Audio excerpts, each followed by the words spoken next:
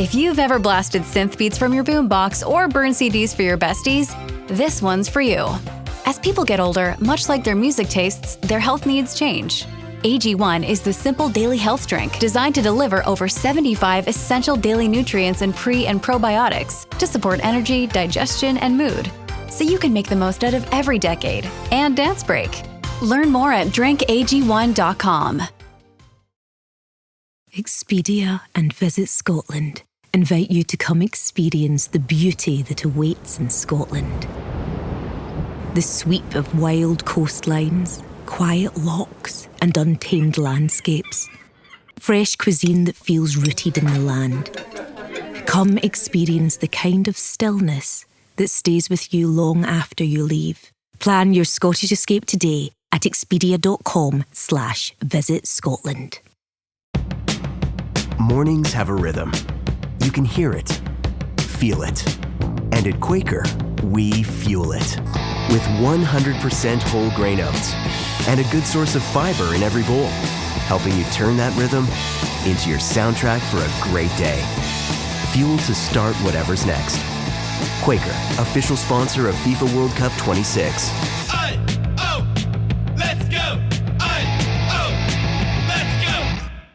So what actually happens to your body when you lift? Will it make your arms look bigger? Will your legs grow so big that your jeans are tight? Okay, here's the truth. Building real muscle takes a lot more than picking up a few dumbbells. What actually happens when you lift is that you get leaner, stronger, and more metabolically healthy. You don't get bigger. And that so-called bulky look, well, that's not muscle alone. It's usually muscle plus extra body fat, and that comes from a poor diet, not from lifting heavy. And today I'm going to show you exactly how to train to build toned, sculpted muscle that helps you burn fat around the clock. We'll cover the science of how muscle is built, why women have a natural advantage when it comes to staying lean, and how the right training, nutrition, and recovery habits create that firm, powerful body you actually want. And make sure you hang on till the end, because I'm going to share the formula I use personally to balance your nutrition, your exercise, and your lifestyle to hit the goals that you want to achieve. Hey, I'm JJ Virgin, PhD dropout, sorry mom, turned 4-time New York Times bestselling author. As a certified nutrition specialist, fitness Hall of Famer, and globally recognized leader in health, I'm driven to keep asking the tough questions and use my podcast to simplify the science of health into actionable strategies that help you thrive. Want an ad-free experience? You can now subscribe to my exclusive VIP podcast at subscribetojj.com for just $4.99 a month or $49.99 a year. It's like your daily latte, but better for your health. I'd also love to hear your thoughts on the show. And here's the fun part. When you send me your review, I'll reply to you using my on-demand virtual me. That's right, my team and I created a virtual JJ packed with my books, speeches, and wisdom so I can personally connect with you. Here's how you do it. Subscribe and leave an honest review of the podcast. Take a screenshot of your review. Text it to 813-565-2627. That's 813-565-2627. My virtual JJ will reply directly. And trust me, this will make your day. So subscribe now at subscribetojj.com and text me your review. Let's keep thriving together. LinkedIn is pretty great at a lot of things, like helping you tap into the latest trends and insights in your field. We cannot stop your coworker from tapping her pencil. LinkedIn can help you find new jobs that align with your career goals. We cannot help you find the source of that weird smell in the office fridge.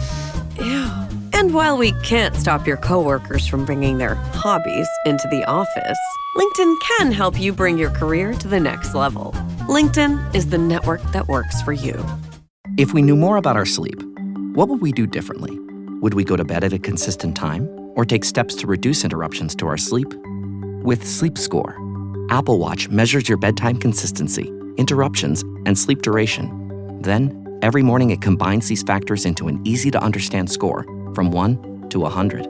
So you'll know how to take the quality of your sleep from okay to very high. Know your sleep score with Apple Watch. iPhone 11 or later required. So the first thing that we are going to blow up is that myth that when you lift weights, you're going to get bigger. Reality is we have lower testosterone levels. It is a lot harder for us to add that large muscle mass. All those years that I've seen women working out in the gym, the only ones I saw get big were the ones that were using a little assist from steroids. That bulky look that you fear, that's fat plus muscle, not muscle alone. I want you to think of muscle like your metabolic Spanx. It holds everything in tighter, right?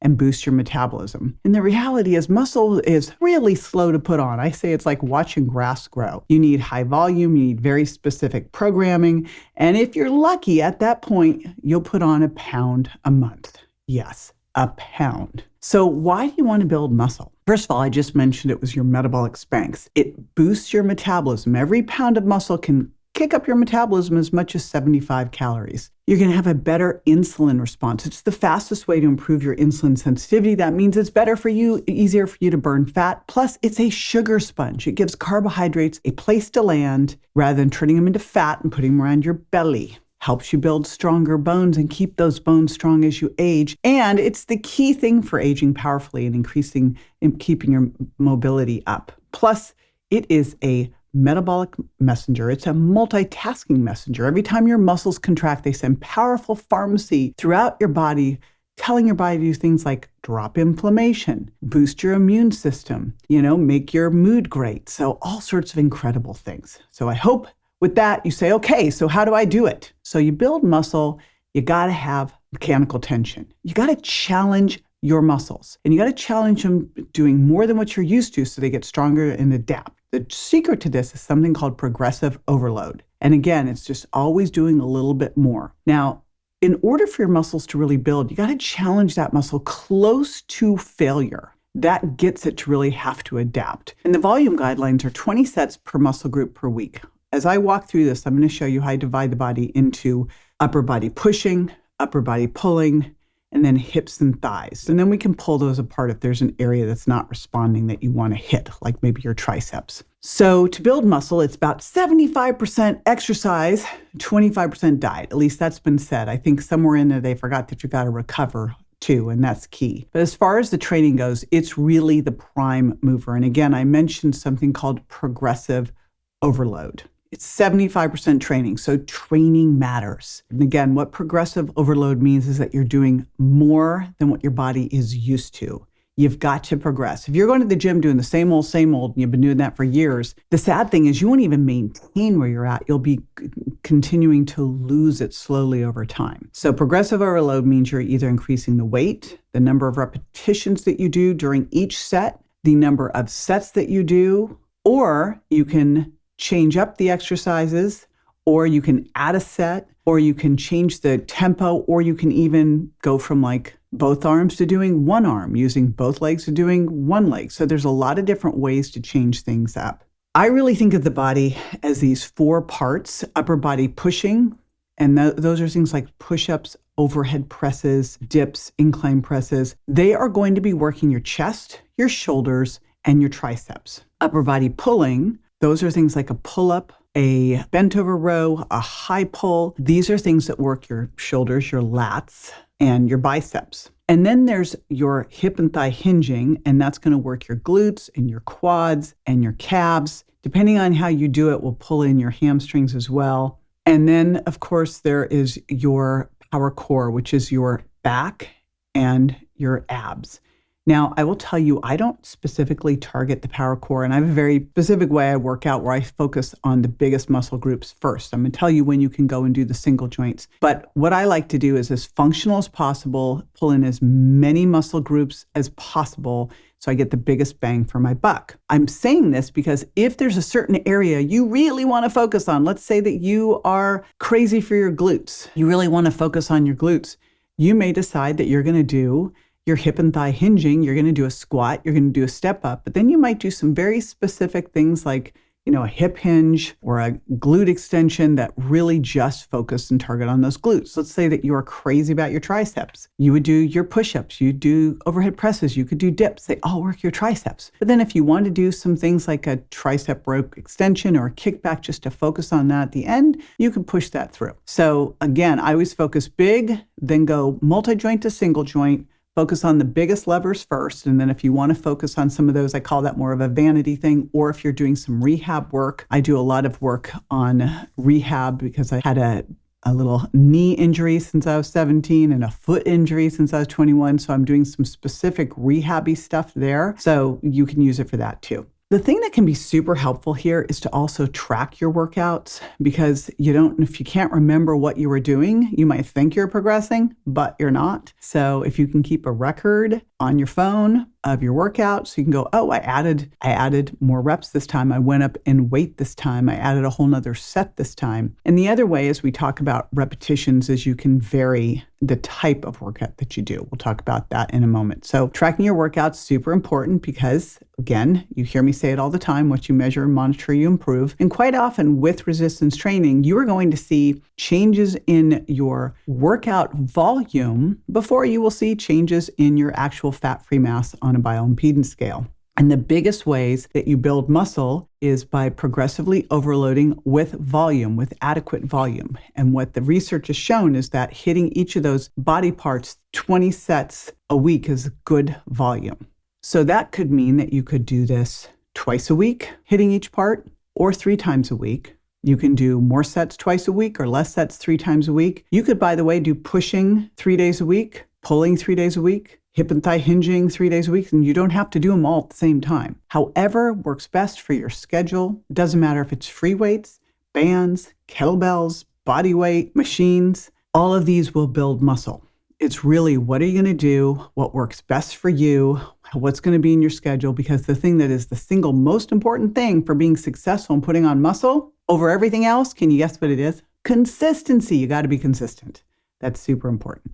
Now, when we talk about getting close to failure, I actually don't think you need to go failure. And that's what the research has shown, is that when you push all the way to failure, where you cannot do another second of the lift, you kind of take yourself out for days afterwards. Remember, if you're sore to the joint, at the joint site, or sore to the touch, you overdid it and you need to back off. So you want to feel like maybe you could get another 1 or 2 out. Those are called reps in reserve. The way I look at it is if my speed's slowing way down and I'm just about to lose my form, that's when I stop. And it's always quality, not quantity. Do not do junk sets, right? Always quality. Along this too, you're going to want to make sure that you keep changing things up. I like to do a program for like a month and change things up because your body is built to adapt. And then you don't progress. So you got to switch up some exercises. Again, you can also change up your rep ranges, your tempo. But it's great if you could get a trainer, have them create a routine for you for a month, and then switch it up and do another routine the next month. So you could just keep changing those things up. And then over time, you'll learn this and you'll know how to modify these things as you do. Again, this could be with weights, could be machines, dumbbells, kettlebells, barbells. It doesn't matter. It's about challenging yourself. Now, when I first start with someone, I really work within what's called the hypertrophy range. That can be anywhere from 6 to 30 repetitions. I kind of like to hit that 6 to 12 repetition area. If you can't get to 6, make it lighter. If you get past 12, make it heavier. But once you've done that for a while, you can play around with things by going into some more strength focused, which would be more around 1 to 5 reps. Generally, I like Andy Galpin's formula, the 5x5, where he does 5 sets of 5 reps and you take about a 5-minute rest break. It's boring and slow and hard, and you really got to give your nervous system time to adapt. And then the other thing you can start throwing in as you get more adapted to all this are some power movements. Those are things like kettlebell swings or snatches or up downs, things where you're moving with speed. They're fast, explosive movements. You're going to do this with lighter weight, but faster movement. All right, let's talk exercise selection, because I already mentioned pushing, pulling, hinging, and I like to focus first on compound. Those are those multi-joint exercises, but the single joint exercises are great when you've got an area that's just not getting there. You're like, I want my biceps bigger, darn it. And so that would be a place where you could do, maybe after you did your pull-ups, after you did your bent over rows, you could just do some bicep curls, right? So you can just go through that. And then once you've gotten used to really building this program, you can decide, I'm going to take a couple weeks and just do the strength, just do shorter, heavier sets, or I'm going to take 2 weeks and I'm going to do all power types of stuff for maybe a week. Or you can just throw those in once a week for fun. Let's get the foundation down. Let's get your body building. And then you can use these things as tools to mix things up because your body adapts and then you don't see the shifts anymore. So what do you need to do to get started? You're going to the gym or you're at the house and you're about to go and work out. What should you do first? Mobility work. So you've heard of warm-ups, and basically they're going to accomplish 2 things. The number one thing that a warm-up's going to accomplish is warming up your body, getting the blood flow throughout your body. This is really important. So what I always do at the gym is when I go to the gym, I park farther away in the parking lot. So I have to walk up and down all the stairs. And then I have to walk up the stairs to the gym floor. I will tell you the funniest thing, it just made me laugh every single time, was I used to work out at a gym in LA called Sports Club LA. And the second floor was the gym floor. And the third floor was the cardio floor. No joke, people would literally take the elevator to the cardio floor. I'm like, you have so missed the plot. Use the stairs. So use the stairs, do whatever you can to move to get your body warmed up. But then it's really great if you can also do some mobility work. And if you go to YouTube, I am going to be making a mobility video. If you just Google mobility workout on YouTube, you'll see a bunch of great mobility workouts. And what you're just doing is really working through each of your joint, putting them through the range of motion, moving though, not static, moving, so that they've really worked through that range of motion before you start your resistance training. Now, in your resistance training, you want to move through full ranges of motion, but you don't want to do that if your body hasn't gone through them first. So mobility, everything like ankle circles, hip circles, side to side, arm circles, big squats with reach ups, side lunges, getting yourself moving through all the different planes, side to side, front and back, rotation, and then getting your joints moving through their big ranges of motion. Now you're warm. Then you go in and your first set, when I do an exercise, my first set is an easy set. It's like 50 to 60% of what I can do. And then I crank it up. And the next ones are my working sets where I'm getting close to failure. I've got 1 to 2 reps in reserve. But again, what I've done there is I've really prepped my joints and I prepped my nervous system. Here's what you don't want to do for your nervous system. And this may sound crazy, and I see people do it all the time. You don't want to stretch, static stretching before you exercise or during it. So static stretching, this might surprise you, it reduces neural drive and stiffness, and it can actually create smaller gains. So what should you do if you love to stretch? Stretch after a workout, or like if you want to do a cardio and then a stretch session, you go for it, but don't do it in your workout, and especially don't do it before your workout. Okay, so you trained.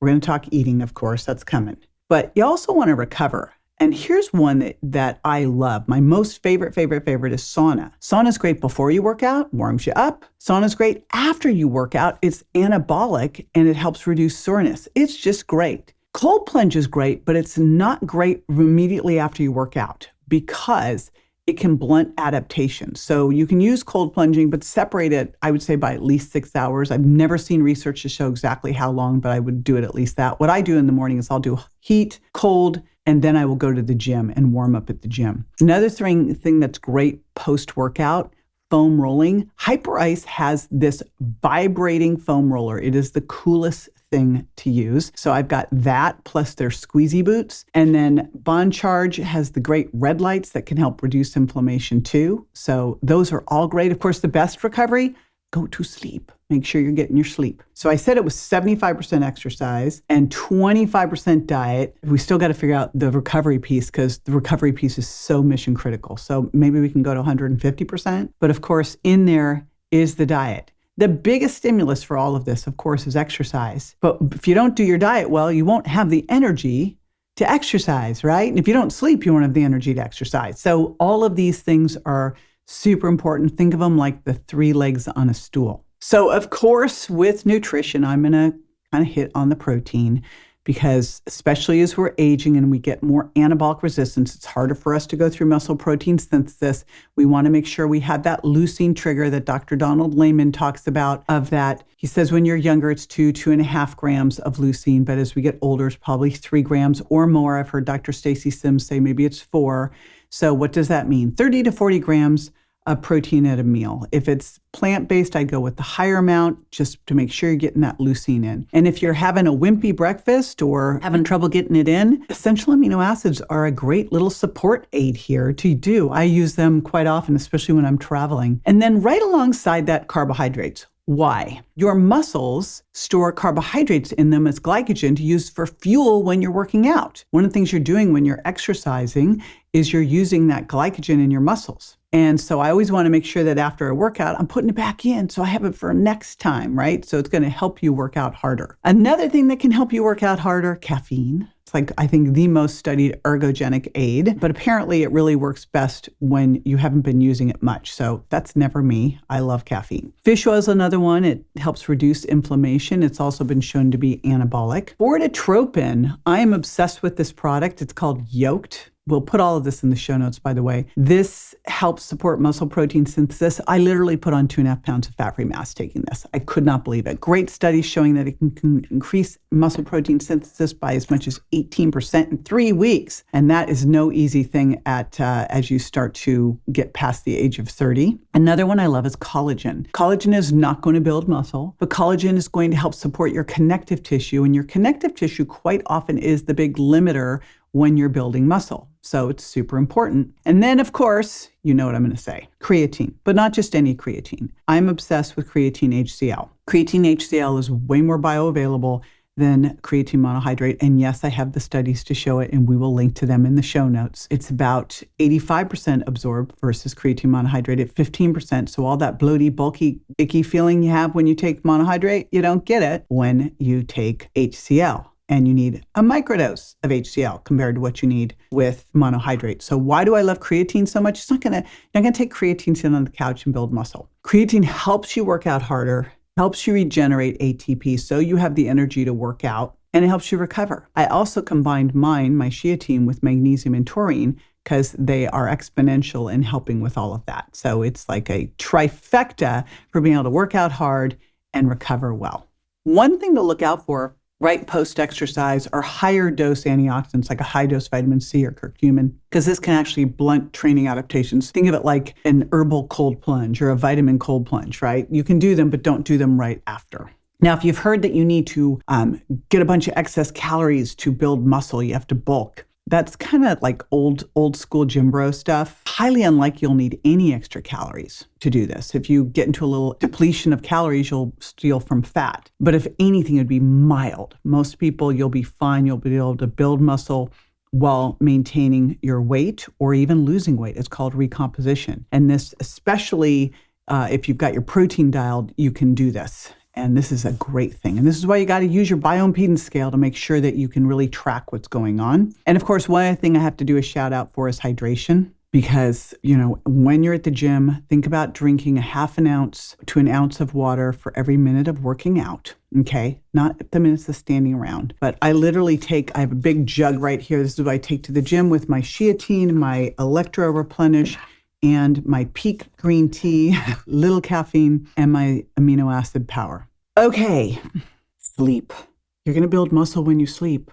So you got to get good sleep. And one of the things that can happen if you don't get good sleep is that it will jack your cortisol. And then you're in a catabolic state, not an anabolic state. The other thing that's important for building muscle is making sure your hormones are dialed in. You need estrogen to build muscle. Estrogen, thyroid, testosterone, these are all critical for anabolism, for being able to support and build muscle. So if yours are not where they need to be, work with an expert to get those things optimized. I've interviewed a bunch of them on Well Beyond 40. And then the other one that you may not think about is vitamin D. We think about vitamin D for bone, but it's actually important for strength and, of course, overall immune health. So vitamin D3 with K2. And I always like to do a lab test there, shout out Function Health, to check your levels to optimize your vitamin D3 to be between 50 and 80 NGs per NL. Let's put it all together.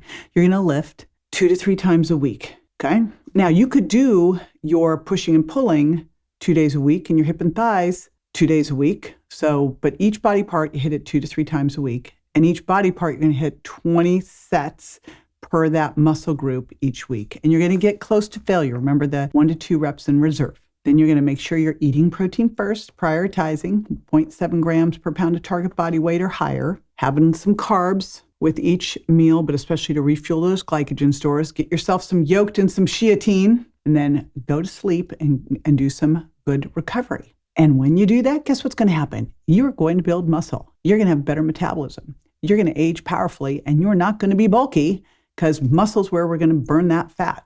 So let's talk about just a few mistakes that I've seen people make so that you are not one of them. Going and lifting light weights and doing high reps. That's like bar Pilates where you do rep after rep after rep after rep. Or you just never progress. Or maybe you're doing a load of cardio and little bit of weights. Flip that script. Or under eating your protein or under eating in general. That can make it hard for you to put on the muscle. Not pushing yourself, not getting close to failure, not getting to that 1 to 2 reps in reserve. Stretching before training. Remember, I talked about not doing the stretching before training. That was like that old wives' tale that just would not die. Those are the things we're not going to do. I'm never going to go to a gym and catch you over there doing that, right? So let's talk your next steps. Here's the deal. You, my friend, yes, you can build strong, lean, sculpted muscle, and you're not going to get big. You're going to get tight and toned. So what I need you to do here now, commit to at least 2 resistance training sessions per week. Track those lifts and be sure you're hitting your protein target. How do you do that? I've done tons of videos on that. So just check out this channel, Eat Protein First. And by the way, download the cheat sheet.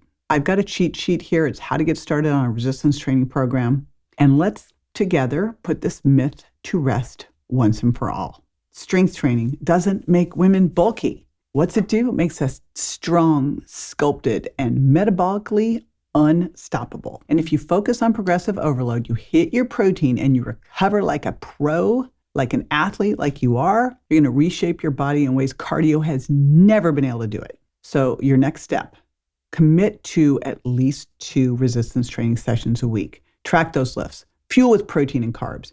And if you want the roadmap to get started, grab my free resistance training cheat sheet, and it's going to walk you through exactly what you need to do to build lean, powerful muscle without getting bulky. Because the goal here isn't smaller, it's stronger. It's more capable. It's more confident in your own skin, right? And when you build muscle, you're not just changing your body, you're changing your metabolism, your mood, your cognition, and the way you age. Okay, any questions you might have, be sure to drop them below and subscribe so you do not miss another episode. See you next time. Be sure to join me next time for more tools, tips, and techniques you can use to look and feel your best and be built to last. Would you prefer an ad-free experience? Join my VIP podcast at subscribetojj.com for just $4.99 a month or $49.99 a year to unlock uninterrupted ad-free access to all the episodes and insights you love. Also, I'd love to connect with you and hear your thoughts on the podcast. Here's how. First, subscribe to the podcast and leave an honest review. Second, take a screenshot of your review. And third, text it to 813-565-2627. That's 813-565-2627. When you do, I'll reply using my brand new Virtual JJ. It's my on-demand virtual self built from my books, talks, and years of experience so I can interact with you directly. You'll make my day, and I can't wait to hear from you. Thanks for tuning in, and I'll catch you on the next episode. Hey, JJ here, and just a reminder that the Well Beyond 40 podcast offers health, wellness, fitness, and nutritional information that's designed for educational and entertainment purposes only. You should not rely on this information as a substitute for, nor does it replace professional medical advice, diagnosis, or treatment. If you have any concerns or questions about your health, you should always consult with a physician or other healthcare professional. Make sure that you do not disregard, avoid, or delay obtaining medical or health-related advice from your healthcare professional because of something you may have heard on the show or read in our show notes. The use of any information provided on the show is solely at your own risk. Struggling with weight loss? Prolon's 5-day fasting mimicking diet is a clinically developed nutrition program designed to promote fat loss while protecting lean body mass. Developed at USC's Longevity Institute, it assists the body in entering a fasting-like state that helps reset metabolism and target visceral fat. In just 5 days, Prolon offers a science-backed approach to weight loss without extreme restriction or guesswork. Get 15% off plus a $40 bonus gift when you subscribe at prolonlife.com/now.